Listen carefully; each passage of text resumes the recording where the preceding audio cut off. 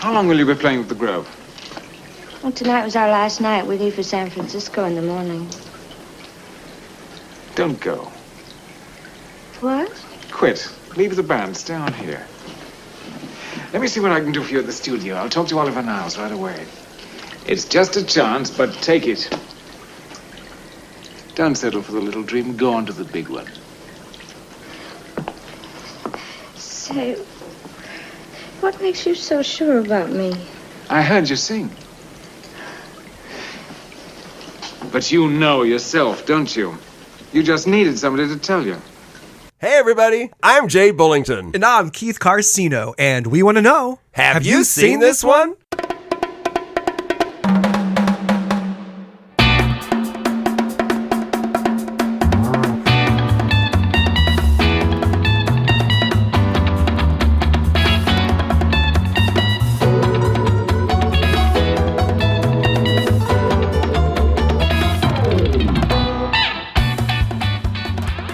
I'm going to see Mom this afternoon, and so I'm watering my plants before I leave.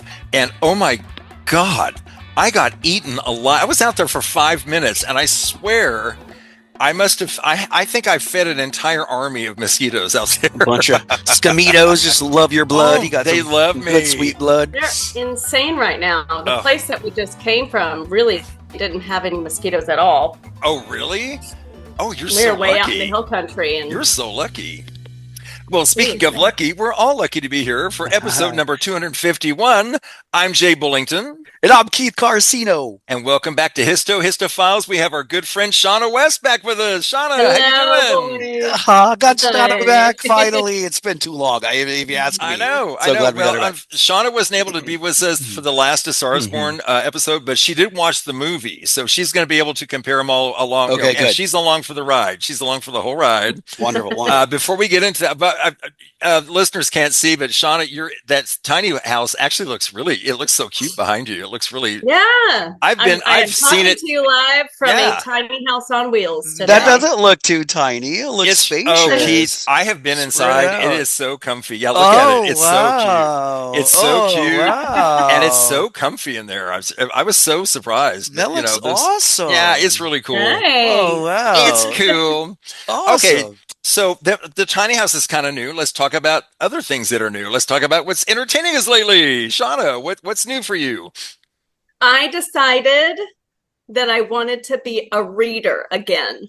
Good for you. I haven't picked up a book since college. Oh, no. So, I don't believe that. Are you serious? Well, I did pick up Stephen King's. Shawna, no, really? Since college?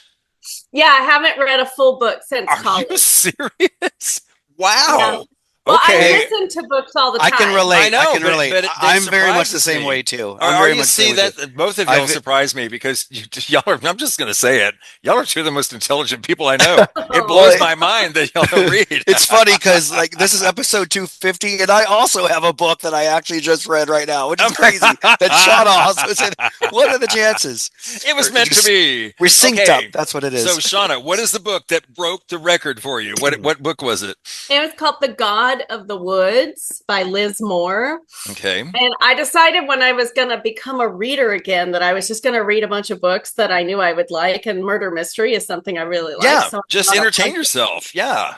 Murder mystery books. Awesome. And this one Okay. is well written, and it takes place in the 70s, and then also has some flashbacks to the 40s.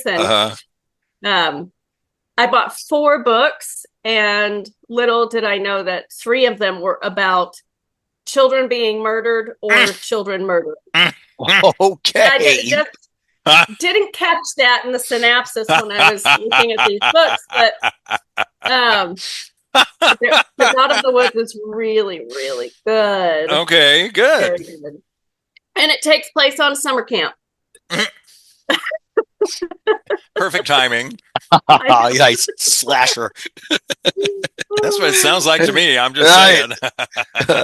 The beginnings of Jason Voorhees. Well, cool. Well, welcome back to the reading world.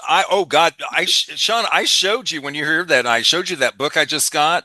how tiny the ridiculous print was. Yeah. It was, Keith, you would not believe this. I mean, Yeah, this is beyond. But then I'm looking at this book, and it's really a thick book. If they printed it in larger print, that book might have to be in volumes. Yeah, it'd have to be in more than one. It's the only way. So the only way I'm going to be able to read that damn thing is to use my magnifying plate. I've got like a magnifying page, you know. Jeez, that's because I swear, and of course, it's not available on Audible. No, there's no Audible version of it. Right. So dead gummit. Right. Anyway, what are you gonna do? Anyway. Okay, so Keith, what's new with you? What's been? Yeah, actually, for the first time in many years, I've read a book myself. Believe it or not, it's yay. There's this book, and I didn't read this one. It's called The Anxious Generation by Jonathan Haidt. It's the author argues about the rise of smartphones and social media and how it's caused a mental health crisis in young children by replacing a play-based kind of childhood with a phone-based one, leading to anxiety, self-harm, depression. Wow. Well, they made one that's tailor-fit for kids called The Anxious Generation by the same author and Catherine Price, and it's almost like a graphic novel. You can read this one in 2 hours. It's real quick and easy, but it also gives you good information about just, you know, how it's important to limit your screen time and the harmful effects it can have on young people, and especially for, you know, a young child whose mind is growing and it's plastic. Yeah, the arguments are convincing. Yes, they very much are. Oh yeah. Right. So is the graphic novel version, is that made for younger It people? is, exactly. Okay, so it is designed for young people to read it. And, okay, excellent. Mainly for tweens, like ages 9 through 12 or early teenage. We're not going to mention names. How old is a certain person's daughter here? How old is she? She'll be a teenager in like 6 months. Yeah. Oh my God! Crazy! Oh my God! I know. You old man. I know. She has. God, that makes me ancient. She has 6 more weeks of elementary, and then she's going to be in middle school in no time. Oh my gosh! Yeah. Keith, so it's already started. Well, so I'm telling you know, when y'all went on this trip recently, I know. When y'all went on that trip recently and you posted pictures, I'm like, who's the young woman that went with you? I'm like, oh she's my almost God, as tall as Liza. That's Liza's sister about where to put the tampons. Let's change the subject. What kind of bras are best? Jay, this is a really good time to ask you what's been entertaining you lately. Okay. Well, I'm going to talk about two comedy specials that recently I watched on Netflix. One of them is not that new, but I just love it. It's called Unspeakable Things, starring Leanne Morgan, who is one of my favorite comedians. She's so funny. She talks like this, and this is just how she talks. Right. It's just how she talks. And when I listen to her, I start talking like this myself. I can't help it; it just comes out. But she's hilarious. And then, oh my God, I watched the roast of Kevin Hart.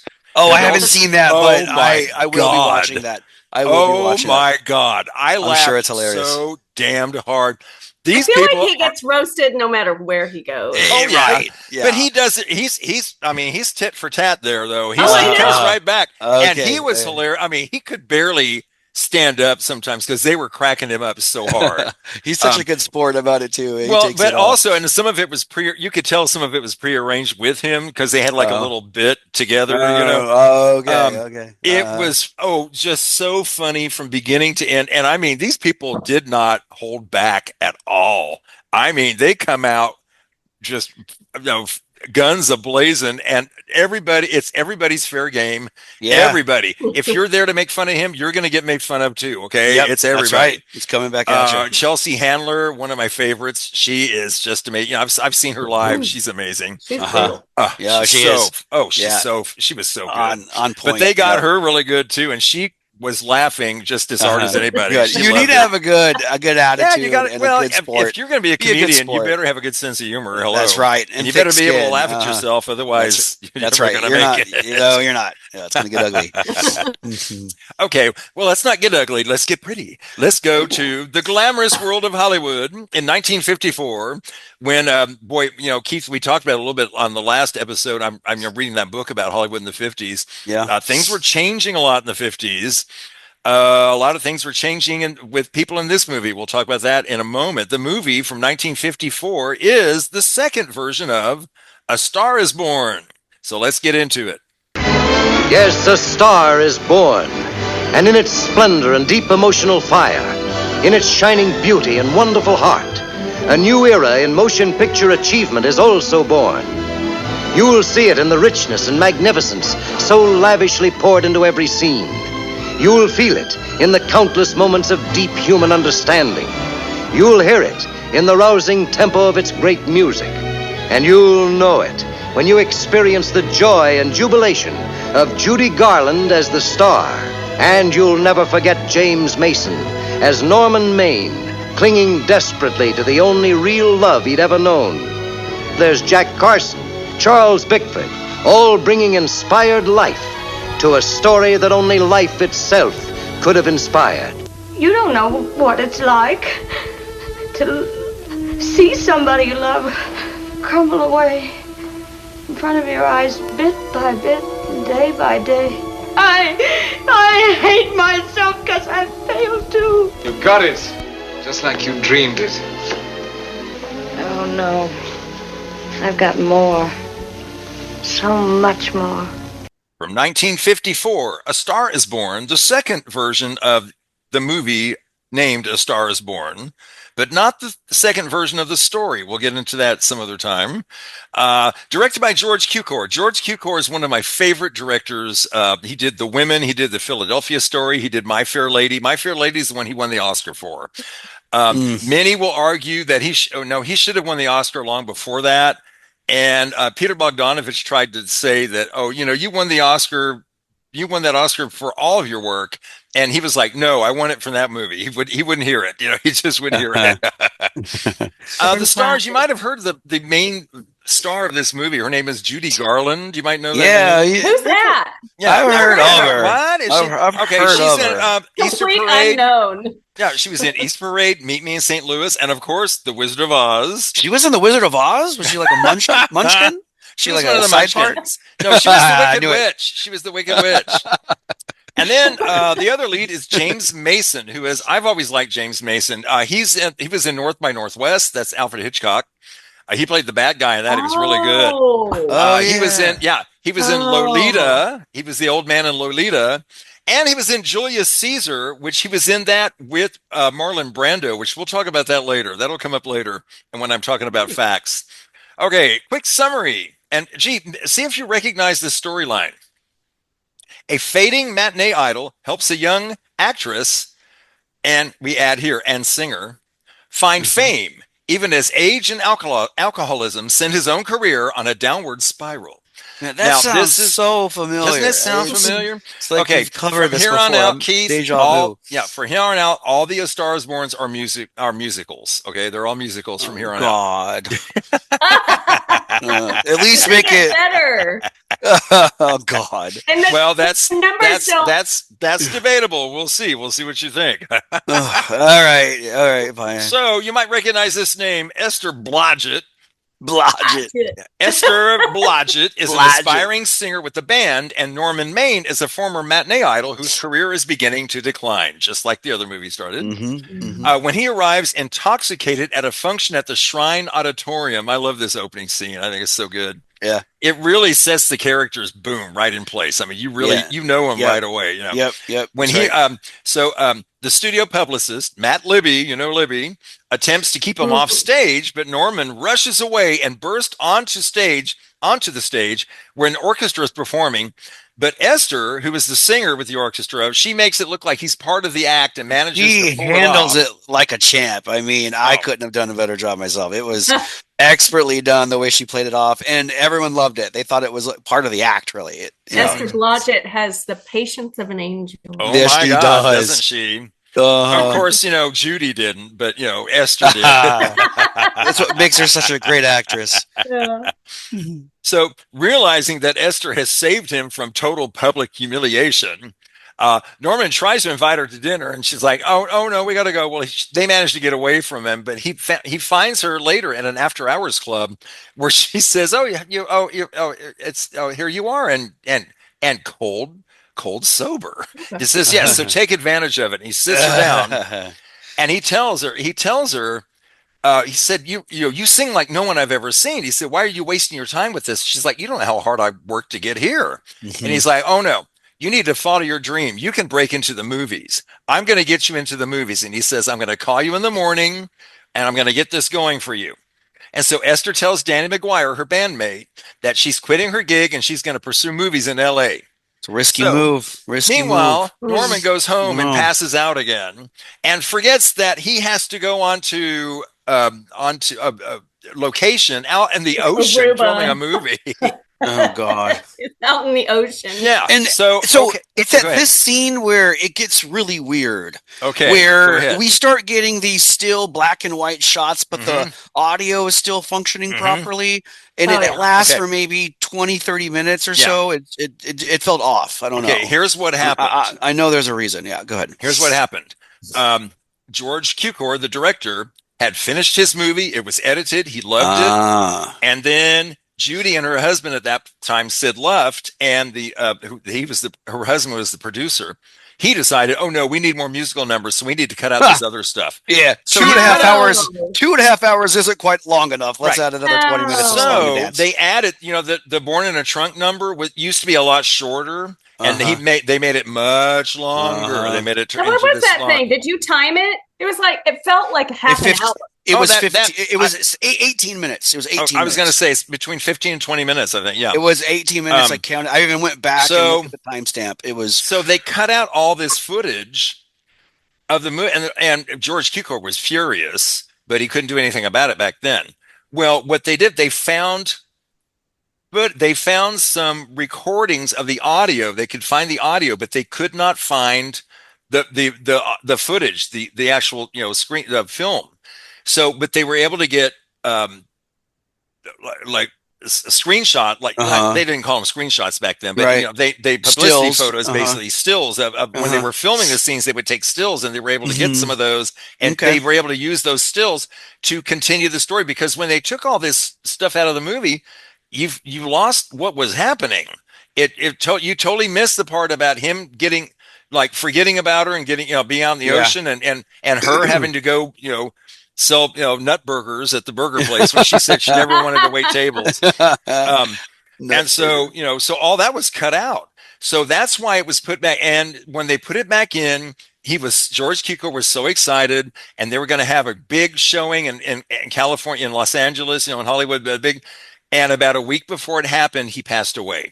Oh. And everybody doing it said, well, what are we going to do? And then they all said, well, of course we're going to show the movie. George would be angry if we didn't show the movie. So that's right. They showed it there. And then a week later, it opened across the country. And my friends and I went and saw it in Houston that week. And there was a huge crowd there to see the finished, because we had only seen the butchered version on TV, with commercials and stuff. We had never gotten to see the whole story. So it does slow it down. Like, I know, Shawna, I know you got a little impatient toward the end of that scene. She was like, I don't know how much longer I can take this stuff. When is this done? Yeah. Is this the rest of the movie? Wrap it up. Wrap up the story. It's not the rest of the movie, I promise you. Yeah. But it's not the first time that I had that thought during the entire movie. Oh, yeah. It does. It gets, Same. It gets slow sometimes. I admit. So I think it was the excessively long musical numbers. Was it? There were at least two of them. I love them. I can't help it. Yeah. Okay. We just glossed over when he saw her and told her how good she was a singer. We glossed over the whole scene of when she sings "The Man That Got Away," which is the most amazing song. That was so great. Oh, okay. She filmed that scene 27 times. Oh, in 3 different costumes. Oh, and I have them all. I have all the takes on my disc. Oh my gosh. And they're not all full takes, because sometimes something would go wrong and they'd stop, They'd cut. But I'm telling you, the one they used in the movie is that's the one.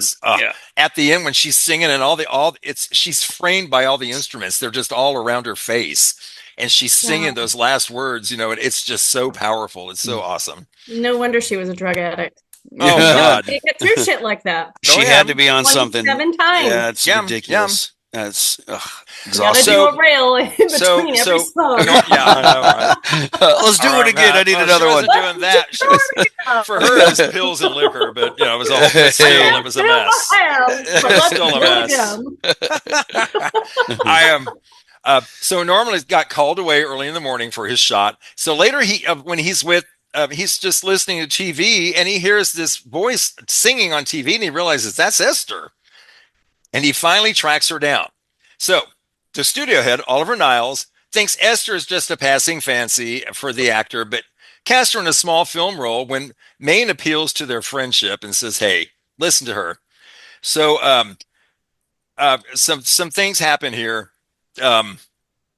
They change her name to Vicky Lester, and the scene where they change her name to Vicky Lester is really cute. They did it different than the first movie, where they're all going Vicky Lester, Vicky Lester. It was. Just I liked the way they did it in the first movie. I did too. I like them both, but I really like. I think I prefer the first one.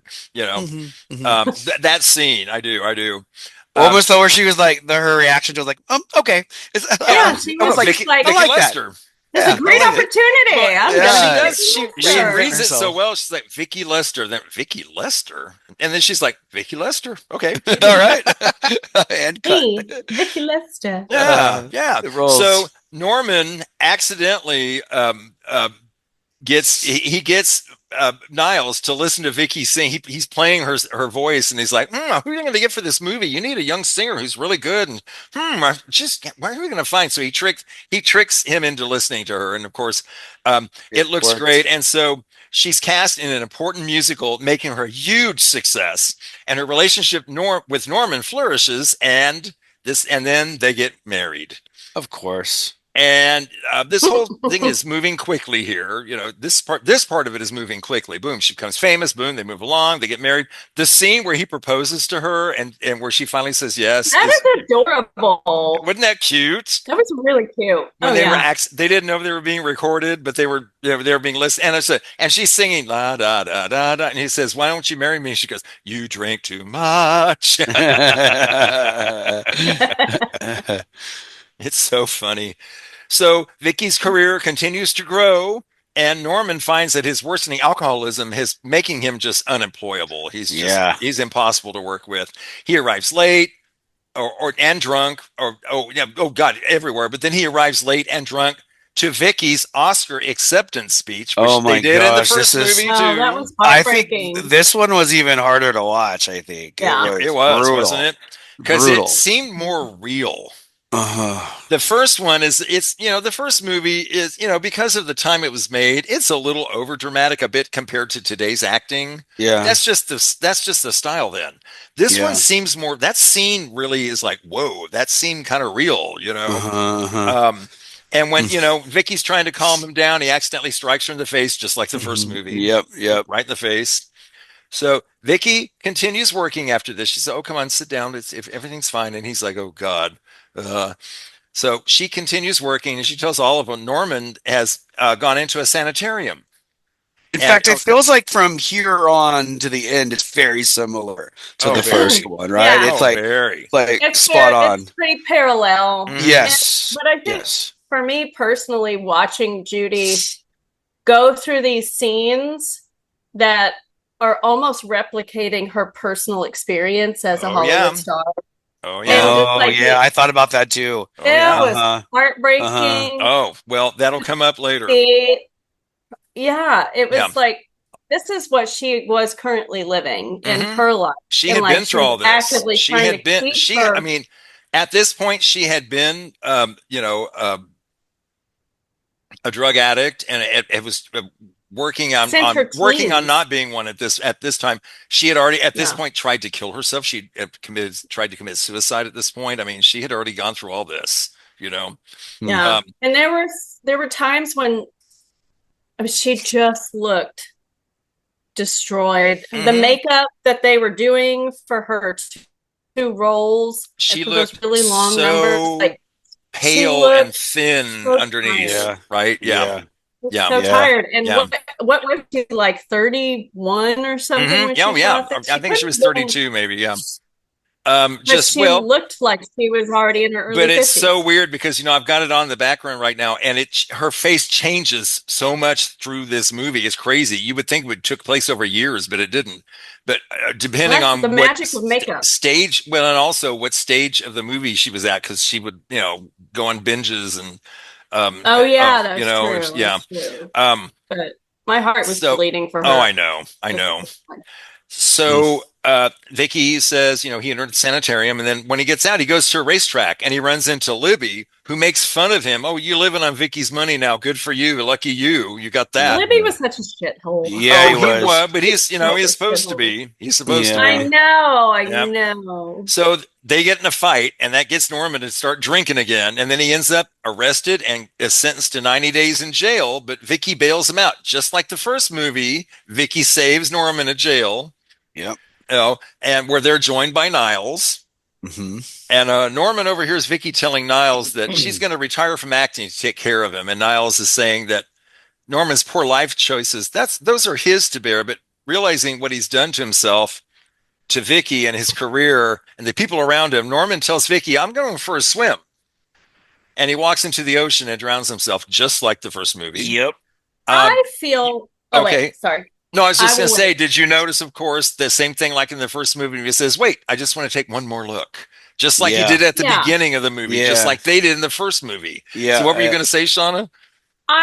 Towards the very end, right before he committed suicide, the director, the producer that was friends with Vicky, that came over and Norman heard them over, heard their conversation. He defended Norman to Libby. He was like, you don't even know him. Yes. You don't know this guy. He's a really good guy. Yeah. And that was like the first time anybody other than Vicky had defended him. Saw him. I was like, we couldn't attach to Norman really for the most of the movie because there's no background really on what led him to this like level of self-destruction. And I mean, like, they alluded to the fact that he's past his prime as a Hollywood star, but that's all that they really said about him. They didn't go into any other details about how he came to this point. Yeah. Well, and because the movie is supposed to be about her, right? Yeah, but without her or without him, there's no her. Oh no, so this wouldn't work. Totally it wouldn't work. Deserved more backstory. And so, do you want this movie to be longer? I want there to be a little conversation about his dad beat the shit out of him. That's interesting. Or his mom died early, or something like that. See, that's interesting. I've never thought that way about this story before. That's interesting. I've never thought about that. I've just always taken it for what it was, I guess. But interesting. I took him for at the end. They're almost like. Well, his story, the old burnout actor, that was so common at this point that it was just accepted. Common. That's the burnout. That's the guy who's worn out. He drinks too much. It's like Gig Young or all these other actors who did it in real life. I agree with Shawna though. For a 3-hour movie, maybe they made some mistakes in deciding how they spent that time. Maybe a little too more song and dance, a little more character development might have been. Well, and you know what? What you're suggesting might have occurred had the producer not been Judy Garland's husband. Oh, yeah. Okay. I need a 15-minute long scene, honey. Yeah, I'm telling you. It was definitely one movie was supposed to be, and I probably could be really wrong, but I feel like this was supposed to be kind of like her comeback. Oh, it definitely was. And that's that's why her husband created this scenario which she could have these extremely long numbers where it just showcased her skill. Just a showcase for her. She's still in it. Oh no, it was definitely staged as her comeback, and it was a comeback. It was a huge hit. She was nominated for an Oscar. We'll get into that later. It was a big deal when it came out. It was a big hit. Of course, the version that you saw wasn't the exact same version that came out, but right, because I'm seeing that it was listed as 2 hours and 34 minutes, but the one that I saw was 2 hours and 55 minutes. Yeah. Okay. So see, that's the difference. Interesting. So when Norman got arrested, Vicky bails him out, brings him home, and they're joined by Niles. And like I said, she says, "I'm going to retire," and that's when he kills himself. So at Norman's funeral, now before she gets to at the funeral, she's mobbed by reporters and insensitive fans. That scene where they rip off the veil off her. Okay, that is based on a real incident that happened to Elizabeth Taylor, her friend. Really? She and Elizabeth Taylor were very good friends. And when Elizabeth Taylor's husband, the one who died in the plane crash, I'm blanking on the name right now. But Mike Todd, his name was Mike Todd. When she was at the funeral, she was walking out and someone reached out and ripped her veil off to take a picture of Elizabeth Taylor. Oh yeah, this really happened. Insensitive. So golly. it seems so over the top, but they also they also did it in the first movie. And this is what in the first movie, it was like, oh, they were going to do this in the movie. Then before the second movie came out, somebody actually did it to Elizabeth Taylor. It's so shitty. Anyway, some of them people are just fans amazing. are extreme. Oh, they can be. They don't care. They don't. What you're going through. Some don't, but then some can be wonderful. So there's all kinds of weirdos out there. Mm-hmm. So, like I said, she's mobbed by reporters and insensitive fans, and she just becomes a recluse. She's done with this. Okay, now we come to the scene where her old bandmate Danny convinces her to attend a charity function. Okay, this scene, she was for some reason having a problem with it, so George Cukor took her aside and talked to her, said, "You know what it's like to live with someone like Norman," meaning her. Yeah. And he said, she just looked me in the eyes and gave me a look of burning hate, but also recognition, like, okay. And they did that scene where she has that intense scene. And what's so cool is George Cukor was so afraid that the actor that playing with her, playing Danny McGuire, he's pretty young. Even though, he's playing somebody kind of mature, but he was really young. And he was so afraid that he wouldn't be able to keep up with her. But he said he was impressed with this young guy. He kept up with her while she was going full. He just stepped right up there with her, man. That scene is intense.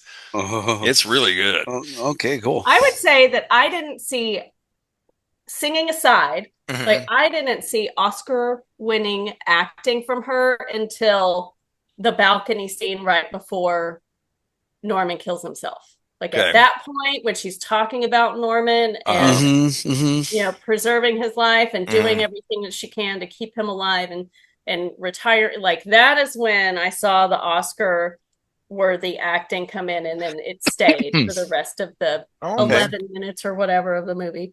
Okay, I'm not sure, or 20-something minutes. But man, I was in tears watching her. Oh yeah, just break down. Yeah, it was rough. When Danny convinces her to go to this charity function, and when she arrives on stage, the master of ceremonies asks her to say a few words to her fans, and she says the famous line, "Hello, everybody. This is Mrs. Norman Maine," and everybody goes into a standing ovation, and that is the end of the film. Just beautiful, beautiful ending. And just like the first one ended, same thing. Exactly. This is Mrs. Norman Maine. Same ending. So a little background here. George Cukor offered Marlon Brando the role of Norman Maine when they were filming Julius Caesar in 1953. And Brando goes, "Why would you come to me? I'm in the prime of my life. If you're looking for some actor to play an alcoholic has-been, he's sitting right there." Pointed to James Mason, who was in the movie with him. Nice. What a dick. But these other people rejected the role. Humphrey Bogart, Montgomery Clift, Gary Cooper, Harry Fonda, Errol Flynn, Cary Grant, Ray Milland, Gregory Peck, Tyrone Power, Frank Sinatra, James Stewart, and Robert Taylor. Oh my God. Judy was on her best behavior when they first started shooting. She was doing really great. I mean, like I said, she did 27, takes on that one shot. Was just, but She started falling off into her old bits where she got sick, and then she would call in sick 2 days in a row. Then, they had to postpone a scene because she didn't like her costume. And gosh, finally, by February of that year, they were 41 days behind schedule. And then in late March, she took 2 weeks off to get herself off of all prescription medications. And ultimately, the production would last for 9 months. That's a ridiculously long time. Wow. Groucho Marx called Judy Garland's not winning an Oscar for A Star is Born in 1954 the biggest robbery since Brinks. Hedda Hopper later reported that her loss to Grace Kelly for The Country Girl. That's who won that year. Grace Kelly. I can't believe Grace Kelly won just for that movie. I like Grace Kelly, but not for that movie. Married to a king. You know? Yeah, that's later. But and she's a good actor. Don't get me wrong. She was great in Rear Window. I thought she was wonderful. But Country Girl, no. Over this, no. That was the closest Oscar vote up till that time that didn't end in a tie. Just 6 votes separated them. Oh, wow. That's how close it was. Oh, wow. Yeah. And it was a heartbreak from which she never really recovered because she really thought this was it, that this was her comeback. She was going to finally get an Oscar, finally, because she never got a legitimate Oscar. You know, she only got that little baby. She never got an Oscar? No, when she was young, they gave her a little honorary baby one just as a cute little thing. That's all she ever got. She got this little baby Oscar toy, like basically. That's all. She got nominated several times, but she never won. I know. It's one of those things like Glenn Close. You know, it's like, what the hell? Why aren't these people ever winning an Oscar? You know? So, go ahead. Oh, I was just gonna say, her dress in the movie for the Oscar was amazing. Yeah. Her Oscar. Oh, the dress. Yeah. That dress is stunning. Yeah. I don't think she looks better in the whole movie than she does there. Oh, yeah. Yeah. I mean, that's just absolutely gorgeous. Some critic responses here. We have Jack Moffat from The Hollywood Reporter. A Star is Born is the perfect blend of drama and musical, of cinematic art and popular entertainment. Well, you might not agree with that, but I do, I have to say. David Kerr from the Chicago Reader. Judy Garland gives everything she has as the young star on the way up. Her performance is an emotional autobiography. Yeah. And one of my favorite critics, Matt Brunson from Film Frenzy. I love Matt Brunson. I'm always quoting him. At the time, it was business as usual. Today, it's largely considered one of the biggest gyps in Academy Award history. Oh, ouch. He was not happy with that. No, and he's not necessarily, he's saying that he agrees with that. He's just saying that's what it's seen as. I don't know if he agrees with that or not, actually. IMDb score is 7.5. Okay. Rotten Tomatoes, tomato meter, 98%. Wow. Yeah. Popcorn meter, 81%. So I'm a man of the critics again. I don't know how the critics got 98%. With my untrained eye, I saw so many continuity problems. I saw acting problems. I mean, I saw that myself. How did they not catch this? That's It did not seem like that well of a polished movie, but okay. So, Shawna, would you recommend this movie? If you're a Judy Garland fan, yes. Okay. You need to make sure this is in your repertoire of her film accomplishments and take lots of bathroom breaks. Yeah. Take deep breaths. Right. Yeah. You don't have to watch it in one sitting. Maybe come back after intermission. And then remind yourself that cultural sensitivity wasn't a thing back then. Well, you have to look at all films that, like when we just did a movie, To Serve with Love, in our last episode, and he goes on a little rant where he calls a girl slutty at one point. It's like, you couldn't do that now, okay? But times were different, okay? Right. Exactly. So you got to put a film in its time frame when you're watching it. But I understand what you're saying.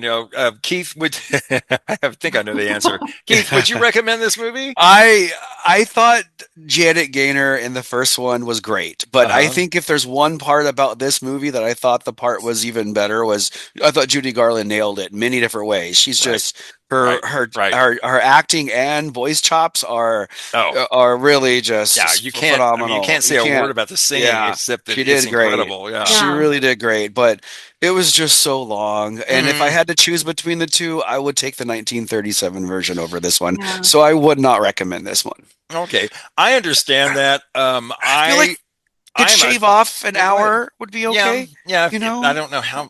I'm not sure how I would do that. I do think that this movie gave me more empathy for her in the way that this movie, even though it wasn't made for her or about her, it turned out to be, again, autobiographical, and it paralleled her own life's experience with drugs in Hollywood very closely. And there were several scenes in which she's talking about suicide, or she's talking about drugs, or she's talking about burnout.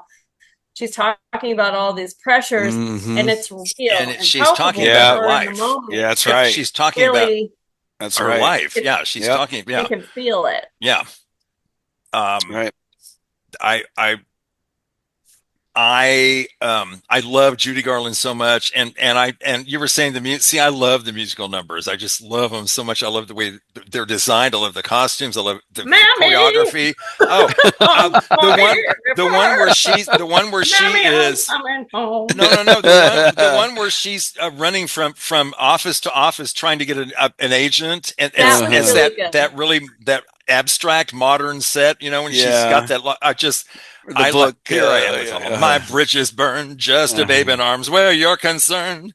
I love it. It's so good. But I have to say, and I'm going to go ahead and say this now, even though we got two more to go. My favorite A Star Is Born is the first A Star Is Born with Janet Gaynor.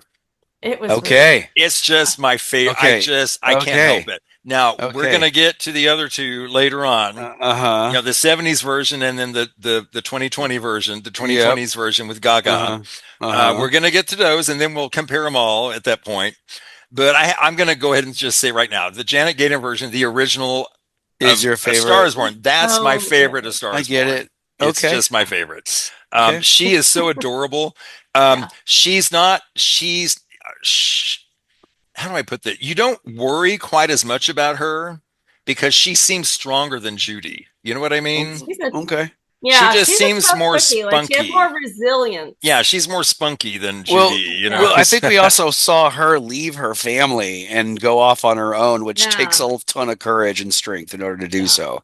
Yeah, and her fantastic grandma. Of course, that's one of the characters that I miss in this one. She was great. I was like, did he get a grandma? I know. She doesn't get a grandma. Miss it out. Miss that there. Yeah. No grandma on this one. Okay, so I guess the obvious vote is so far the first one's winning, right? For sure. For me. Sure. Okay. Yeah. That's my favorite too. I'm already. Not that this one was bad. It was. I still enjoyed it. Yeah. And I wanted y'all to be able to see all of them so we could compare them, Right. Well, I'm going to be honest and say the next one coming up is my favorite.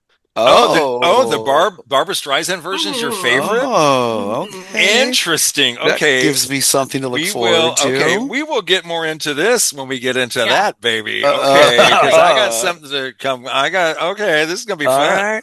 This is going to be good. All right. Okay, folks. Contact info. You can find our podcast on Apple or Spotify or Amazon. You can find us on Prime, Amazon Prime, YouTube. We're there. Wherever you catch your podcasts, we're there. And wherever you catch your pods, please subscribe to us and please leave a rating. We'd love to hear from you. So, Keith. What's next, Jay? Okay, next time I'm going to give you some clues and I'm going to have you guess who is going to be here. Okay. Okay. The movie is called Lisa and the Devil. Lisa and the Devil. Okay. It is an Italian film. Okay. From what year? From 1973. Aaron Castaneda. Yes, Aaron Castaneda. That's all it. Yes, Aaron's going to join us. This is a Mario Bava movie. Mario Bava is one of my favorite Italian directors, right next to Dario Argento. Okay.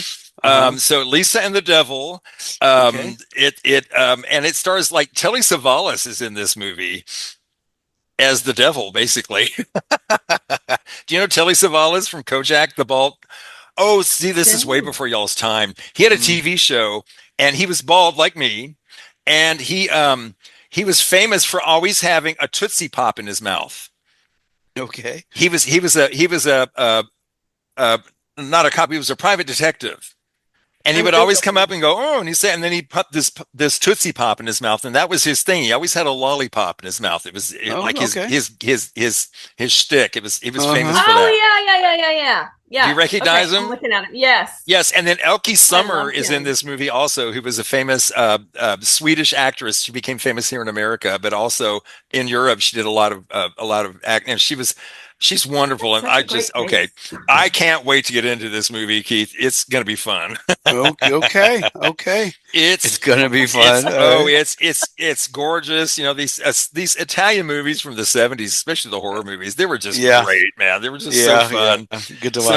So we'll have a little horror party next time. Hey, I'm always down for one of those. I'm cool. Yeah. But until we go, we got to say thank you, Shawna West. Thank you. Thanks for having me back. Always a pleasure. Back to talk about my favorite Star is Born.